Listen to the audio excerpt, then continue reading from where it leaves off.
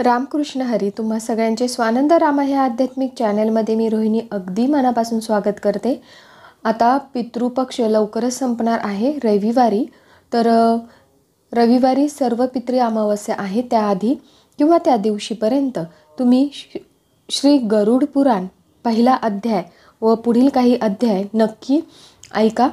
तर आधीच हे व्हिडिओ अपलोड करायला हवे होते, पण ते लेट माझ्याकडनं अपलोड झाले, त्याबद्दल क्षमस्व. पण 3 दिवस आहेत, तर आपण 3 दिवस गरुड पुराण ऐकणार आहोत. तर तुम्ही हा व्हिडिओ शेअर करा आणि नवीन असाल चॅनलवरती तर नक्की चॅनलला सबस्क्राईब करा. तर मग चला जास्त वेळ न घालवता सुरुवात करूया. श्री गरुड पुराण पहिला अध्याय. शिवधर्म ज्याचे भक्कम मूळ आहे, वेद ज्याचा खोड म्हणजे स्कंद आहे, पुराणांच्या शाखांनी जो समृद्ध आहे, यज्ञ ज्याचे फूल आहे आणि मोक्ष ज्याचे फळ आहे, असे भगवान मधुसूदन हे पादप म्हणजे झाड आहेत. जसे झाड सर्वांना आश्रय देते, तसेच भगवान आपल्या चरण कमलांमध्ये आश्रय देऊन सर्वांचे रक्षण करतात. म्हणूनच येथे भगवान मधुसूदनांना कल्पवृक्षाची उपमा देण्यात आली आहे. त्या परम कल्पवृक्षाला जय असो. देवक्षेत्र नैमिषारण्यामध्ये स्वर्गप्राप्तीची इच्छा करून शौनक व इतर ऋषींनी सहस्र वर्ष चालणारा यज्ञ प्रारंभ केला. एकदा सकाळी हवन आदी कृत्य करून सर्व मुनींनी आदरपूर्वक आसनावर विराजमान सुतजी महाराजांना विचारले.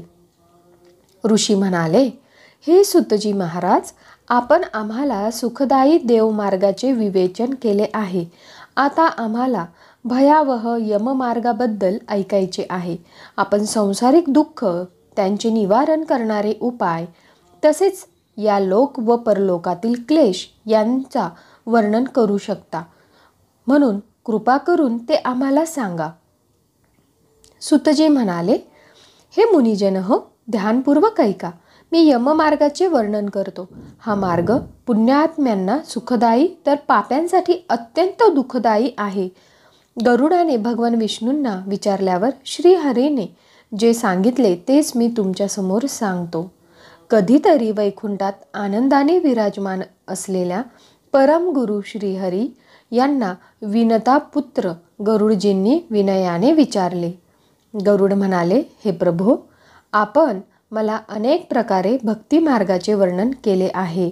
तसेच भक्तांना प्राप्त होणाऱ्या उत्तम गतीबद्दल सांगितले आहे. आता मला भीषण यममार्गाबद्दल ऐकायचे आहे. आम्ही ऐकले आहे की जे आपली भक्ती सोडतात ते नरकात जातात. भगवानाचे नामस्मरण सहज करता येते. जिभा मनुष्याच्या वशात आहे, तरीही लोक नरकात जातात. अशा अधम मनुष्यांना 100दा धिक्कार असो. म्हणून हे प्रभो, पाप्यांना मिळणारी गती आणि यममार्गातील दुःख आपण मला कृपया सांगा. श्री भगवान म्हणाले, हे पक्षीराज, नीट ऐक. मी त्या यममार्गाचे वर्णन करतो, ज्यातून पापीजन नरकात जातात. तो मार्ग ऐकणाऱ्यालाही भय उत्पन्न करतो. हे पक्षीराज, जे प्राणी सतत पापचरण करणारे आहेत, दया धर्मशून्य आहेत, दुष्टांच्या संगतीत राहतात, शास्त्र व सत्संगापासून दूर आहेत, स्वतःला श्रेष्ठ मानतात, अहंकारी आहेत, धन व मानाच्या गर्वाने चूर आहेत, आसुरी गुणांनी भरलेले आहेत, दैवी संपत्तीपासून वंचित आहेत, ज्यांचे चित्त विषयभोगात आसक्त आहे, मोहजाळात अडकलेले आहेत, असे लोक अपवित्र नरकात पडतात. जे ज्ञानी आहेत ते परमगतीस प्राप्त होतात. पापी मात्र यमयातना भोगतात. जसे या लोकात दुःखांना सामोरे जावे लागते, तसेच मृत्यूनंतर यमयातनाही भोगाव्या लागतात. मनुष्य आपले पुण्य पाप फळ आधी भोगतो आणि त्याच्या कर्मानुसार त्याला रोग होतात. त्याला मानसिक आणि शारीरिक दुःख मिळते. तरीही तो जीवन टिकवण्याच्या आशेने तग धरतो. नकळत बलवान काळ त्याच्याजवळ येतो. मृत्यूकाळ जवळ आला तरी त्याला वैराग्य येत नाही. ज्यांना त्याने वाढवले तेच त्याला जगवतात.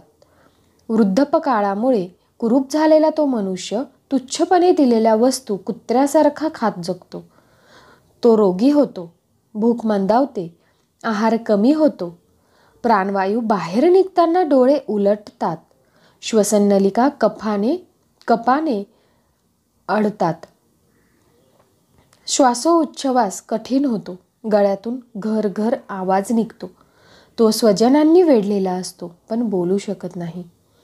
शेवटी संज्ञाहीन होऊन उत्कट वेदनेत मरतो. त्या क्षणी त्याला दिव्य दृष्टी मिळते. लोक परलोक दोन्ही दिसतात, पण काही बोलायची इच्छा होत नाही. यमदूती येताच इंद्रिये निकामी होतात, चेतना नष्ट होते, प्राण हलतात. त्या क्षणी एक क्षणही कल्पासारखा वाटतो आणि जणू 100 विंचवांनी दंश केला तशी पीडा होते. पाप्यांचे प्राण गुदमार्गाने निघतात. त्यावेळी 2 भयंकर यमदूत येतात. नग्न, दात किटकिटणारे, केस उभे, कावळ्यासारखे काळे, नख शस्त्रासारखे. त्यांना पाहून प्राणी भीतीने मलमूत्र विसर्जित करतो. यमदूत त्याला पाशांनी बांधून जबरदस्तीने नेतात. रस्त्यात यमदूत त्याला धमकावतात. अरे दुष्टा, लवकर चल, तुला यमलोकात नेतो, तुला कुंभीपाक नरकात टाकू. असे ऐकून तो जोरात हाहाकार करतो. तो भूक प्यासाने व्याकुळ होतो. सूर्याची उष्णता, वाऱ्याचे झोत, दावा अग्नी, यमदूतांचे कोडे, अंगावर गरम वाळू हे सगळे भोगत चालतो. थकून पडतो, मूर्छित होतो, पुन्हा उभा राहतो. अंधकारमय यमलोकात पोहोचतो. 2-3 मुहूर्तात त्याला तिथे नेले जाते. यमराजाच्या आज्ञेने यमदूत त्याला नरक यातना दाखवतात, पण त्याला पुन्हा मानवलोकात आणतात. येथे तो पिंडदान व दानाची प्रतीक्षा करतो. जर पुत्र श्राद्धाद्वारे पिंड देतो तर त्याला यातना शरीर म्हणजेच यातना देह मिळतो. पहिल्या 9 दिवसांच्या पिंडापासून त्या प्रेताचे सूक्ष्मदेह तयार होतो.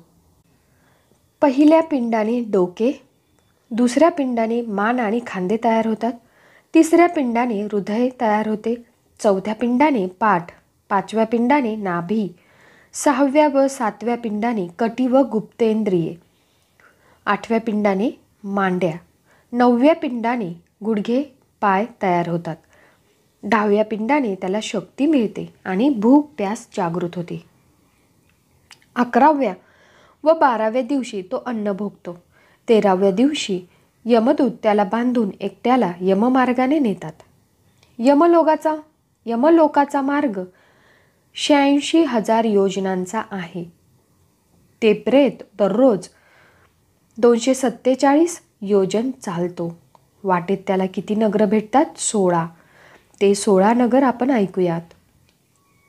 पहिला सौम्यपूर, दुसरा सौरीपूर, नंतर नगेंद्र भवन, गंधर्वपूर, शैलागम, क्रौंचपूर, क्रूरपूर, विचित्र भवन, बहापदपूर, दुःखदपूर, नानाक्रंदपूर, सुतप्त भवन, रौद्रपूर, पर्यवर्षणपूर, शीताढ्यपूर, बहुभीतीपूर. ही नगरं पार करून शेवटी तो धर्मराजाच्या भवनात पोचतो. यमदूतांच्या पाशांनी बांधलेला पापी जीव रडत ओक्साबोक्सी करीत आपले घर सोडून यमपुरीकडे जातो.